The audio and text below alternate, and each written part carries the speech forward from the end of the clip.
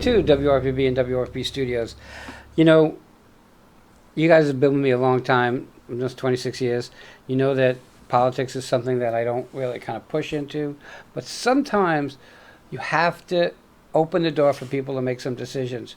And the problem that we have today is people are making decisions by color, meaning red or blue, instead of by what the person stands for and what they do and what their platform is. With me is Doug Mustapick, and you are running for Martin County Commission District 4? That's correct. See, even at this old age, I have some memory left. not a lot, but some. Okay, Fair enough. So my first question is, why on God's green earth would you want to be in politics? I've had that question a few times, and I appreciate it. Before I get into that answer, thank you very much for having me here, Wayne. Oh, my pleasure. I appreciate it. It's a beautiful studio. Oh, thank you. It's nice to be here. Why in the world would I want to do this? I didn't grow up, with a political leaning. I didn't grow up in that regard at all. I grew up, more in the church, and about a year ago, my old major from the Marine Corps goes, "Hey, come get a degree with me." I said, "What's that?" She goes, "Political leadership from University of San Francisco." I said, "I don't have an interest in that." She goes, "The government's paying for it." I said, "All right, better than not doing it." So we get that done between August of 2019 and early of 2021, and so I got that. So you're going to utilize it. And that's that's what I thought, but really what it was is that we withdrew from Afghanistan the way we did. And in my studies of that degree, I learned that Martin County, out of every 10 citizens, one's a veteran. And I think that really contributes to our small town feel. And so as I continue to research, getting frustrated about that, I started to think about my son. I just bought a townhome myself in Port Salerno after we redistricted, and it's $300,000. And it used to be $75,000 brand new. So making sure that our grandkids can afford to grow up here is something that's really important to me. Okay, so we're going to stop for 1 second, and I'm going to tell you thank you for your service. And any other veteran out there, I want to thank you guys for your service, because I couldn't do what I do if it wasn't for you guys. And people sometimes don't understand it, but when you're in journalism or the media, I have the freedom to say certain things that I can only say because I'm protected by the Constitution that you guys protect. And that's a blessing to me, and something. I just missed the draft. Okay? Sure. Now, that was a Vietnam time, and those vets came back to the worst scenario possible. Yeah. And that really kind of stunk. Yeah. But I don't want to get off topic. So Martin County is like one of the coolest little counties. Very much so. I went to a ribbon cutting yesterday for Savona. Okay. That just opened in Martin County. And I didn't know that that's the first 55 plus senior community in Martin County. That I didn't know it either. Beautiful community.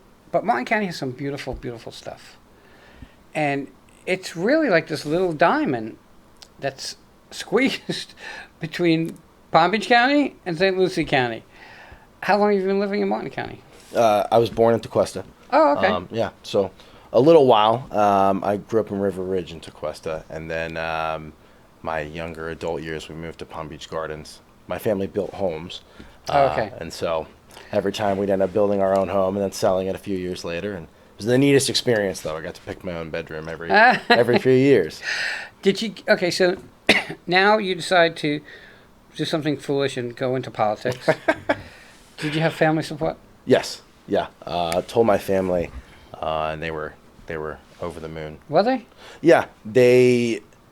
When I was in the church growing up, I was in leadership roles, so speaking kind of came naturally to me, and caring for others was something that also came naturally. So they were excited. So you come out of the military. Mm-hmm. What were you doing? What kind of work were you doing? I was fixing generators and F-18s. And Okay. so flight line type work. I was stationed in San Diego, California. So incredibly rough time, right? I love San Diego. San Diego's a wonderful Hawaii place. is one of my favorite places to ever be. It's an awesome place. Like California, I'm not too sure about it anymore, but okay. Yeah, California, that's a whole nother story. Same thing with San Francisco, right? It was nice that I was doing it remotely instead of being there in person. We've really in the past few years, we've really seen such an incredible governor come out and protect us through everything. So that's been nice. Yes, that is a blessing. So, repeat your question for me if you don't mind. I'm a lot older than you, and I remember. I said, so you get out of the military, what kind of work you going to do? So it was the F-18s. And when I was in Afghanistan, I deployed in 2012, I learned it was free to send mail. And so I wrote the entire Fortune 500 CEO list, just asking for leadership advice and books. You know, I've always been trying to learn. I've been an avid reader since I was a little kid. And getting that experience of having 120 CEOs write me back really empowered me to just. Wow. It was a neat. I'm happy to share the letters if you or the readers That's want to see great. it. Yeah, really neat experience. It's funny that you took that initiative because in my day, I was in real estate. And Sure. I've been in real estate 35 years. And I watched a show called Lifestyles of the Rich and Famous. I don't know if you ever heard of it. Mm-hmm. Okay. And there was a Triad America. He was one of the richest men in the world. And I wrote to his company. But I didn't get any answer back. But I did write to the company, and I thought it's some initiative to take to write to somebody like that. Now, I didn't get an answer back, but you got 120 back? Yeah, 20% response. That's amazing. It was a neat experience. Okay, so you get these responses. Sure. First of all, what was the letter to them? Your contact. It was the letter to them was talking about Afghanistan, what it's like in Afghanistan, and how, as a Marine, we're always seeking leadership and to better ourselves for the next role and next position. And so it was that request of wanting to know, hey, what is it in your past that prepared you for the role that you're in now? And so I was excited to learn from them and that. You know, and I want people to understand that these questions and these answers are coming from a place of not of explaining to you why I brought him in, and that this is not about just someone. And most people say the same thing. Well, I was selling bagels and I saw that this wasn't being taken care of. Now, didn't have any leadership thing. Didn't have that going for them. I believe that the military teaches us a bunch of stuff. Only because I've interviewed so many people from the military. But that initiative that you took would give you some extra credibility in being able to take on a role that you want to take on, which is commissioner, right? Correct. Okay. I know this is so cliche. What's the platform?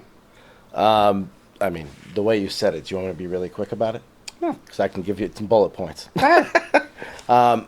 Ultimately, it's ensuring that our grandkids can afford to live here. It's ensuring that we have the right jobs in the right industries with the right impact that they can afford to live in the homes that we have here. It's getting ridiculous. Yes. Okay, so when I opened up here, I had 2 other studios down south, and I have my condo down south, and I wanted somewhere to stay when I was up here, and I was looking at rentals. This goes back 7 years, and there was garbage for like $1,000 a month. So I went to a place called Spanish Lakes. I was over 55 already, and I bought a 1,350 square foot 3-bedroom 2-bath unit for $9,000. 7 years later, it's worth $80,000. How is a child who's 10 or 12 in 10 years going to be able to afford to live here? Right. How do we make that happen? I mean, can we make that happen? I think that's a great question. I think affordable housing is one of those things that people want to talk about, say that they care about it, and then they move on to things they think they can actually tackle. And I think a portion of that is it's an encounter to what we strive for as Americans, right? We believe in buying a home, and the American dream is to buy a home. And then what do? That's some people's retirement, right? That your property value rises, but we didn't expect it to rise 81% in 5 years, right? And that's been an impact. You see the 55 plus communities. It makes me wonder, why don't we have 18 to 25 plus communities? But who knows, right? Who's going to give the land? Who's going to build it? How do we structure that from a legislative perspective if we were to go that route, right? Can we structure, and here's what everybody is saying. Every tenant is saying, Well, my rent was 1,000 and now it's 1,800. Right. How do we place a number that is only so much that they can go in a year's period of time? I don't think that the government per se has the right to do that. Right. Okay, it's my property. I can do it as I want, but that's only partially true because I can't. I can't restrict to his race, religion. There's so many things that the government controls from my property. Mm-hmm. So I got to believe that there's something there that we can do. I just don't know what it is. And what happens is people say, well, the government should kick in. But the government kicking in just means that I'm kicking in. Right. Our taxes go up. Right. The government doesn't the government doesn't make anything. The government just takes your money and decides where it should go. Correct. Where its best use is. Things like millage rates or taxes. You know, I mean, we're in St. Lucie County now, and the tax is the highest, I think, in the state, right? At 7%. That's a good question. I think I'm it's not high. as well versed, but I'd imagine you're right. But I will tell you, live here. I live here. Yeah. Too much.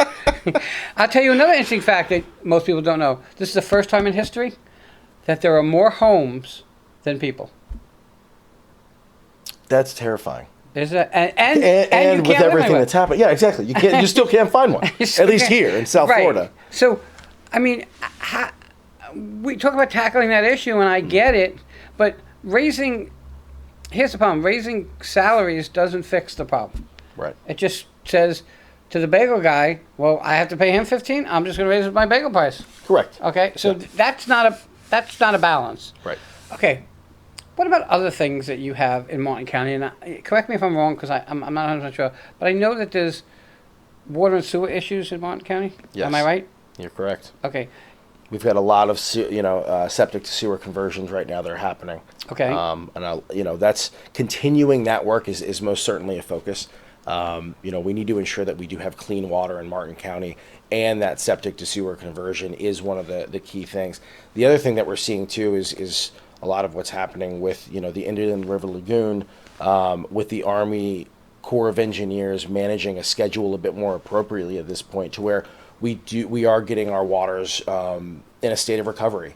Right, we're hoping we see that back in the seagrass, but we don't know. Right, manatees are dying off at a pretty incredible rate, and so hopefully we need some more work. Right. We're getting to the top of time, and I know you're going to be coming back on another show talking about this, but you mentioned something, and even though we're going to go over in time, let's talk about term limits, because you opened up that can of worms.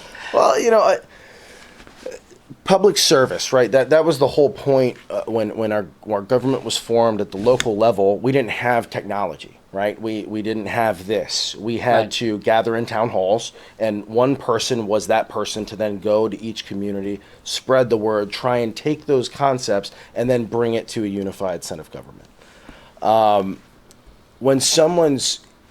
When anyone is in office for 20 plus years at any level, I think that's too long. In the military, we retire around 20 years.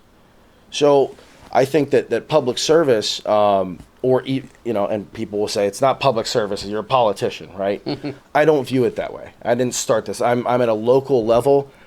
I'm a signs and streets guy, right? I'm making sure that all the streets look good, that we do things inside of the county that ensure that businesses are thriving, right? That people aren't getting hurt, that we have things that we need to thrive in a county.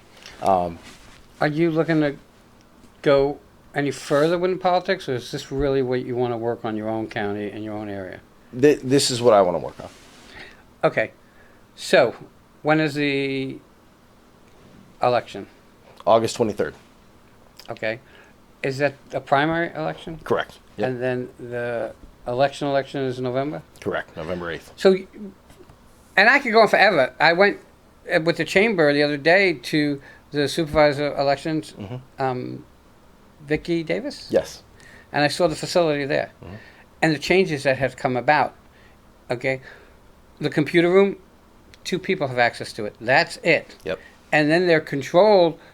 They have overseers from Homeland Security, Cybersecurity, FBI. They have put cameras all over the building, including outside, so you can see if anybody's being harassed or whatever. Martin County is really trying to level it up so that things are done properly. Okay, so how do people find you? You have a website? Yes. Mustapick.com, which is exactly how it sounds. Pick.com. Easy name to go when you're in the line. I hope. You know. You have a phone number? Yes. 772-932-4110. Again, that's 772-932-4110. Thank you for coming on. I appreciate it. Thank you for your service. Everybody, this is about, even if you're not in Martin County, you got to understand that Martin County is a sister county of ours, and what happens there affects us too. So if you know people in Martin County, have them check Doug out, okay? It's really about all of us, because if we don't all work together, no one's going to make it. Everybody have a great day, and we'll be right back.